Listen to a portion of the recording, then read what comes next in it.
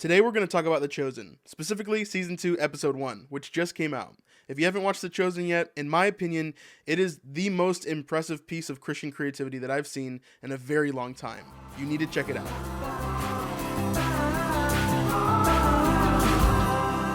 Welcome to This Snipe Life, where we help you look at creativity through the lens of Christianity. And today we're going to be talking about The Chosen. My name's Brandon. And I'm Vanessa, and I'm working today, so enjoy. Anyway, so today we're going to be talking about The Chosen Season 2, Episode 1. And to me, this episode was so good. We're going to be looking at exactly how the episode breaks down and what this episode is about. And we're going to be focusing on the character of John, because that's what the episode really focuses on. A disclaimer real fast, obviously there's going to be spoilers here, so if you want to watch The Chosen, please go do that. If you're a Christian, I would say that this is a mandatory piece of homework for you. The Chosen is an amazing show, all about the life of Christ and his ministry from 30 to 33. And they're going to do 7 seasons, obviously all the way to the crucifixion and beyond. But The Chosen itself is an amazing piece of art. And I really don't want you to miss out. So if you haven't seen it, go watch Season 1. It's totally free. All you have to do is go download the Chosen app. And Season 2 is going to be coming out periodically over the next few weeks. So if you don't want to miss out on it, make sure you catch up and then watch Season 2 along with us. I'm sure that we'll be talking about some more episodes. And so at the end of Season 1, we ended in Samaria. Jesus had just spoken with the woman at the well, and she is so excited to go tell everybody about what Christ has done and that the Messiah is here. So the beginning of Season 2 is not immediately the continuation of that Samaritan story. So let's watch a little bit of it, and then we'll go from there. The first time? You know, the first time you were there. Humor me.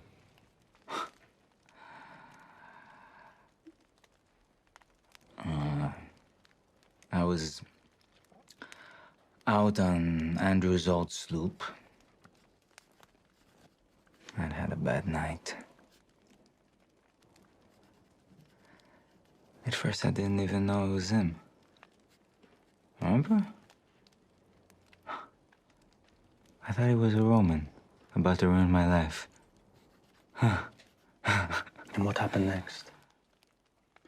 It was at the moment when I thought my career and my reputation were about to be destroyed.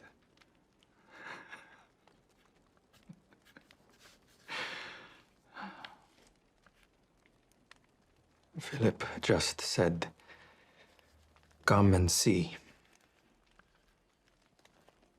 And I did. So here we're seeing one of the disciples who is not shown yet. He's talking to the other disciples, and he's asking them basically questions of how did you meet Jesus? In this beginning section, there's so many little Easter eggs that are hidden, specific things that are hinted at from scripture that we know about or people that we haven't seen in the show yet. And so this is the first thing. This is Nathanael, the disciple who we haven't met yet. In the scriptures, it says Philip came and he said to him, "Come and see." And so we haven't actually seen this character in the show yet. We haven't seen Jesus recruit him yet. But we will see that in the future. So this is the first look that we're getting at Nathanael. My answer might not make sense. Try me, Mother. I can hardly remember a time when I didn't know him. There's one little kick.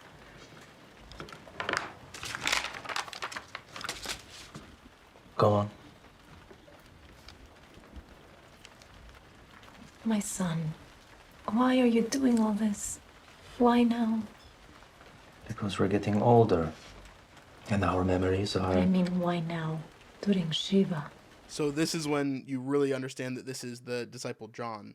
Now, if you've watched the first season, you probably recognize the actor here who's playing John, the disciple who Jesus loved, right, as he writes in his gospel. But this is when I first realized when she said son, right, or when he called her mother. Because when Jesus was being crucified, he said, "Woman, behold your son. Son, behold your mother." It's just this beautiful relationship that they have that's really cool to see, in this way. Again, not all of this we know is not strictly from Scripture, but it's all rendered from Scripture. And you can see how closely they paid attention to the details of everything. Even to the point where she's talking about Shiva, which in the time of Jesus, this was a Jewish tradition, and it is even now, Shiva, where it's basically a week of mourning. And so right now they're in a week of mourning. And so you can see it on all of their faces. They're tired. They've been weeping.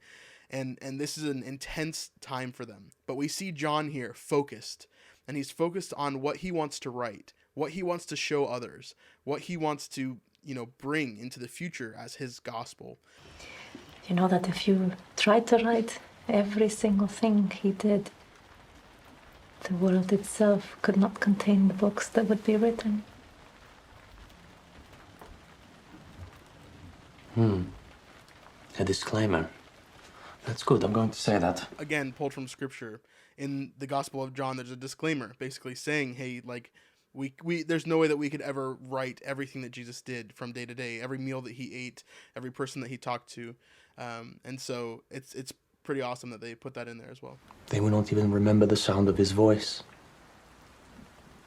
They'll just be words. He said they weren't just words, remember?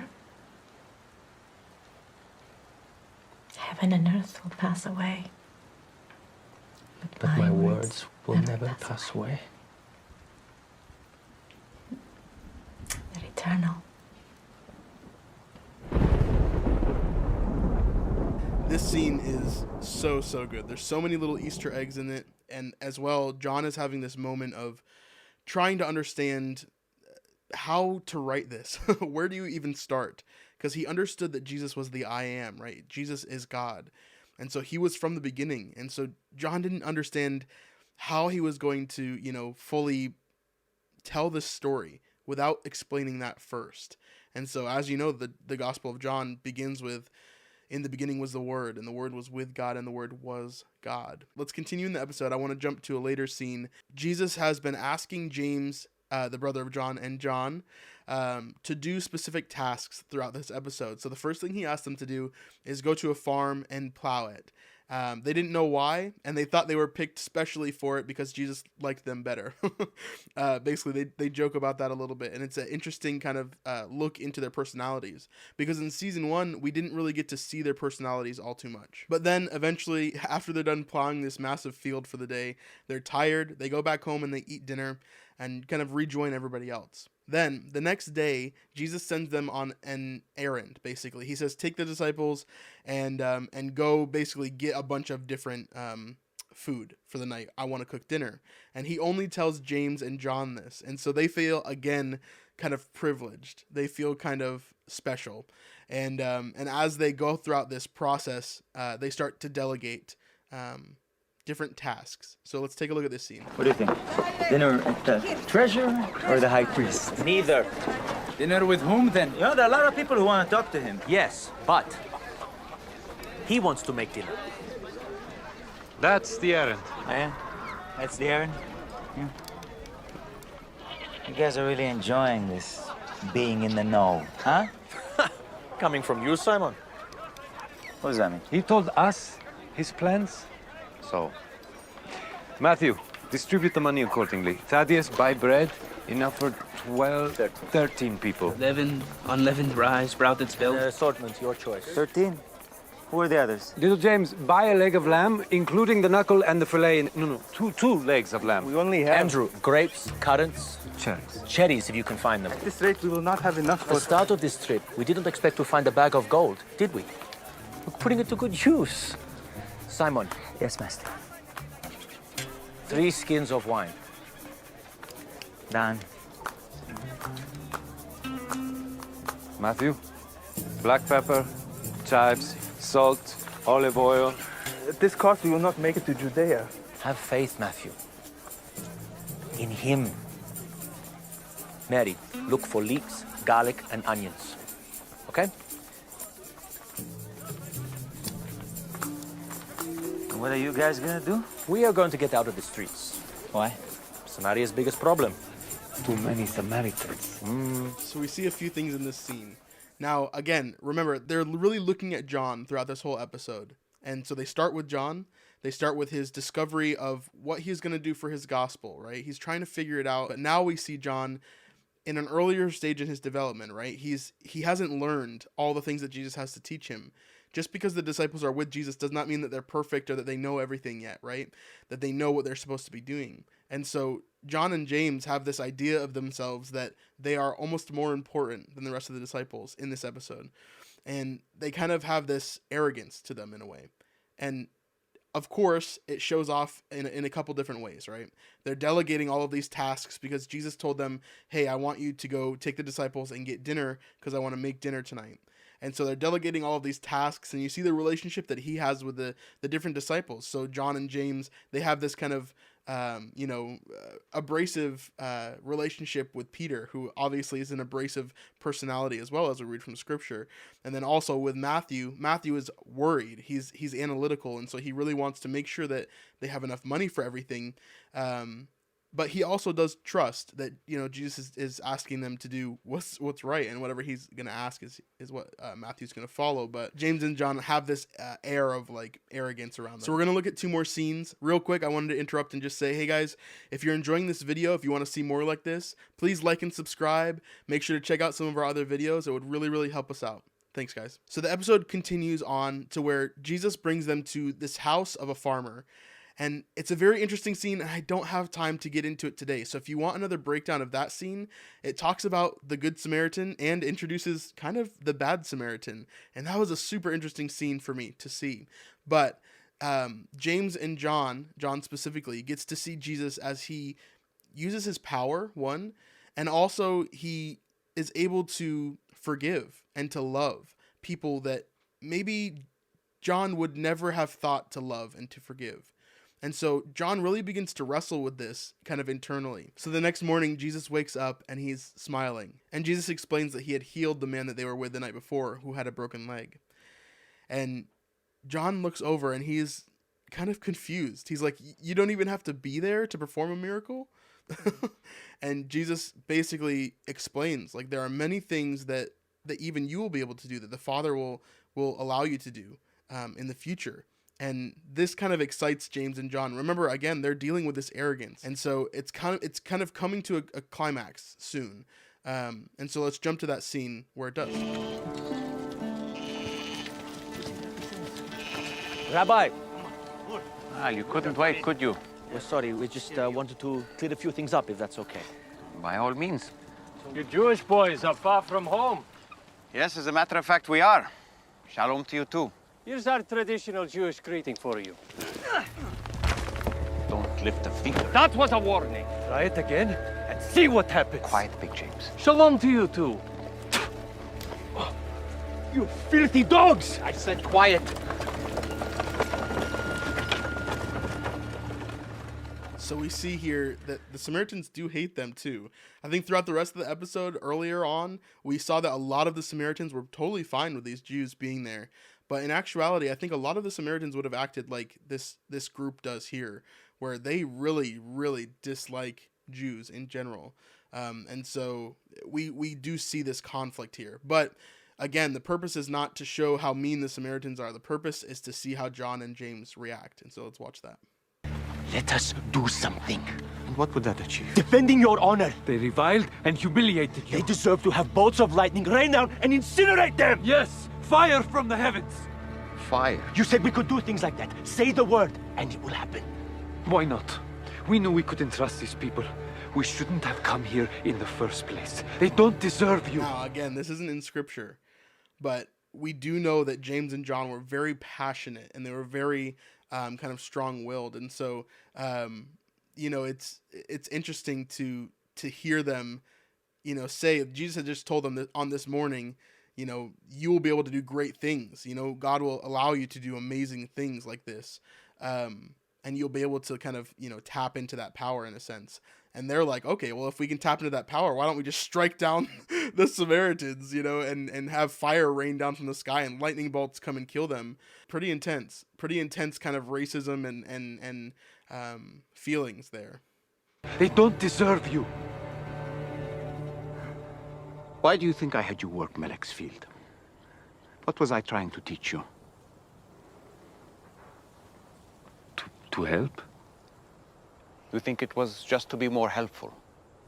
Or to be better farmers? It was to show you that what we're doing here will last for generations. What I told Fotina at the well and what she then told so many others, it's sowing seeds that will have a lasting impact for lifetimes. Can you not see what's happening here?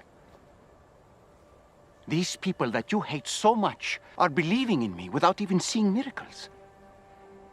It's the message, the truth that we're giving them. And you're going to get in the way of that because a few people from a region you don't like were mean to you. That they're not worthy? What, you're so much better? You're more worthy? Well, let me tell you something. You're not. That's the whole point. It's why I'm here. So here it comes to the climax. You think that you're worthy? You think that you're so much better than them? Well, you're not. That's the whole point. For John, you can see it in this moment where he starts to break. And for James too, but I think the episode is more focused on John. And he starts to see, oh, I need to do better. As we gather others, I need you to help show the way. To be humble. We will. You know, John, in the beginning of this episode, when he's farming the field, it's just this arrogance of like, oh, I can't, like, why would Jesus choose us to do this? He must love us the most. And then John even asks James, he says, so why do you think he likes me best? For the same reasons I like you best. You pose no threat to anyone, intellectually or physically. It's this funny kind of moment of just showing off that arrogance and that pride to be broken here. And so as the episode continues, we're going to look at one more scene and see how he responds after kind of learning this lesson. So here, Jesus is asked to come and speak at the temple before he leaves, because he's going to be leaving in the next day or so. And so the priest comes and he says, would you please come and read the Torah? And Jesus walks in and sees that they have the first 5 books of the Bible, and the priest asks him, would you please choose a book and come and read it for us? So he asks John to come in and to help him to choose a book from the first 5. I couldn't. After today, after yesterday, I do not feel very much worthy. Who's worthy of anything? You? But no man, apparently. I'm a man, John. And yet...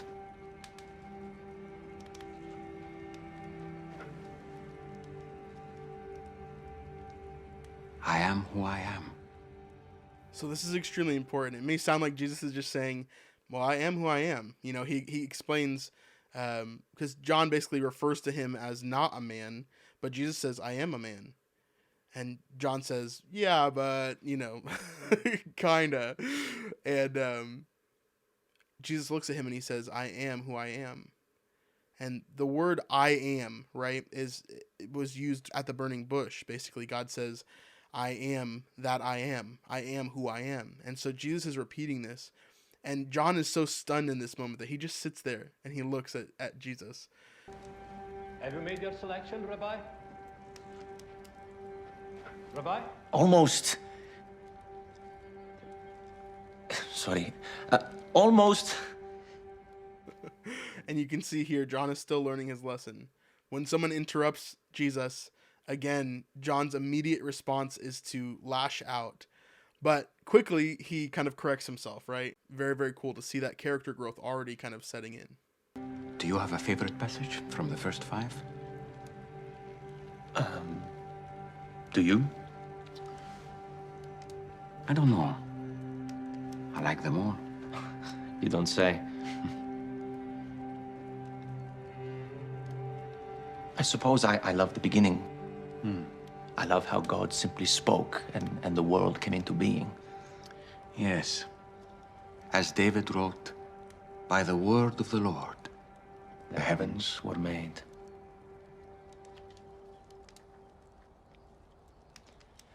You know, the Greeks use word to describe divine reason, what gives the world form and meaning. And this is where the show really kind of took it to the next level for me. Understanding the foreshadowing all the way from the beginning and setting up this entire episode to be, you know, about John, really. There are other aspects to this episode which you can go back and watch, but really the main point of this episode is John and understanding him better as a character.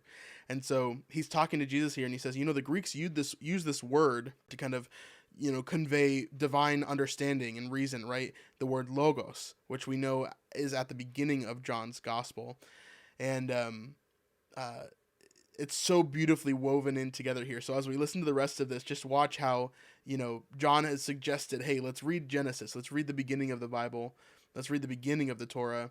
But also they weave in the beginning of John's gospel to see how they kind of mimic each other. And it's a really beautiful, beautiful scene. So let's watch the rest of this. A reading. And they wrap everything up perfectly here at the end. Not only do we get to see John begin to write the beginning of his gospel, and because of having this kind of this memory that he was remembering here, talking with Jesus about the beginning and talking about Genesis as well, we also see this lightning and thunder come back, right? The sons of thunder, as Jesus has dubbed them now in this episode, James and John. And I don't know, it's so beautifully put together. I hope you guys have watched this episode. I hope you guys go and watch the rest of the episodes as they come out.